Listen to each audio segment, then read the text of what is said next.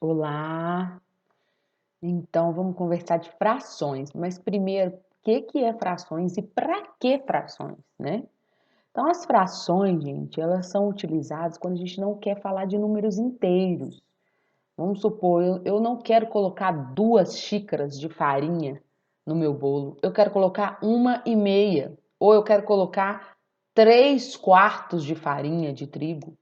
Então precisava de arrumar números que não fosse assim, nem 1, nem 2, que fosse a metade de 2, que fosse um pedaço de 2, que fosse um pedaço de 3. Então foi por isso que as frações foram criadas, né, para mostrar pedaços. Então nós temos aí 4 frações já representadas. Então hoje o vídeo é sobre representações de frações. Elas estão representadas tanto na forma numérica quanto na forma gráfica. Observem o primeiro desenho. Eu tenho uma bolinha que foi dividida em 4 partes iguais, isso é muito importante nas frações. Quando eu divido pedaços de frações, tem que ser o mesmo tamanho, porque senão a gente não consegue fazer a fração de maneira correta. Então já foram divididas em 4 partes iguais e foi colorido uma, ou seja, um pedaço de 4, 1/4. A segunda, ela já foi dividida em 8 pedaços e colorido 2. Então, eu tenho 2/4. A terceira, a mesma coisa da primeira. Qual que é a diferença? A diferença é o formato da representação gráfica. Primeiro representou-se com bolinha, agora representou-se com quadradinho. Isso não tem importância. A única importância é que os pedaços sejam do mesmo tamanho. E por último ali, que também parece a mesma coisa, né? 4/16, ou seja, 4 pedaços de 16. Então, nas frações, eu tenho um número em cima e um número embaixo. O número que está em cima, a gente chama de numerador, é aquele que numera. E o número que está embaixo, a gente chama de denominador, é aquele que dá nome, que denomina. O 2 ali é que vai nos dizer o nome daquela fração. Outra coisa de estabelecer também, um meio. O que é um meio? É uma barra de chocolate dividida na metade e colorida um pedaço. Ou seja, um pedaço que foi colorido é o que eu considero, as partes consideradas ou a parte considerada.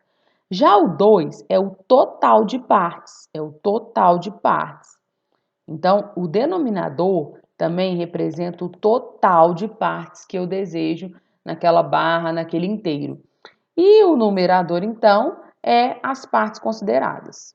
Então, vamos entender agora como é que denomina essas frações. Lembrando que o denominador é que denomina. Então, o primeiro exemplo aí é 3/5, porque são 3 partes de 5. O 5 é que denomina quinto. 7/8, 2/3, 3/6, 4/7, 6/6. Então, nós temos nomes especiais até o 10. 1/10. Quando chega no 11, eu já chamo de 11/avos, 12/avos, 13/avos, 14/avos, 3/25avos, tá? Então, quando passe do 11, a gente vai chamar de avos. Não esquece disso, ok? Para leitura.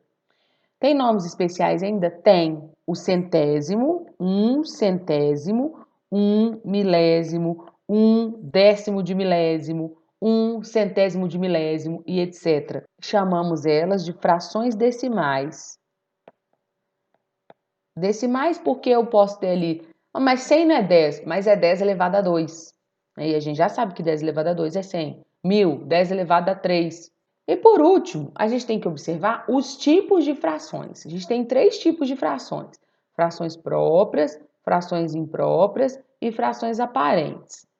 A gente tem alguns livros agora que já chamam as frações aparentes de frações próprias mesmo, quando menor ou igual ao denominador. Aí a gente pode chamar. Mas alguns livros ainda utilizam o termo aparente.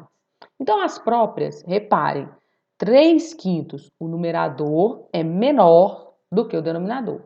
Ou seja, é menos do que o inteiro. Menos que o inteiro. Certo? E as impróprias, que nós vamos estudar depois em um novo vídeo para falar de frações mistas, é quando o numerador é maior que o denominador. Então, é mais que o inteiro. Mais que um inteiro. Uai, por quê? Uai, 8 quintos. Seu chocolate só tem 5 pedaços. Você quer comer 8, então você vai ter que comprar outro chocolate. É mais do que o inteiro. E as aparentes, conforme eu já disse, alguns livros chamam elas de próprias também, elas são exatamente inteiros. Reparem para você ver que o numerador divide pelo denominador. Aqui dá 1, aqui dá 3, aqui dá 2. São números inteiros. Pode ser 1 inteiro, 2 inteiros, 3 inteiros e assim sucessivamente. Bom, é isso. Espero que vocês tenham aprendido e até mais.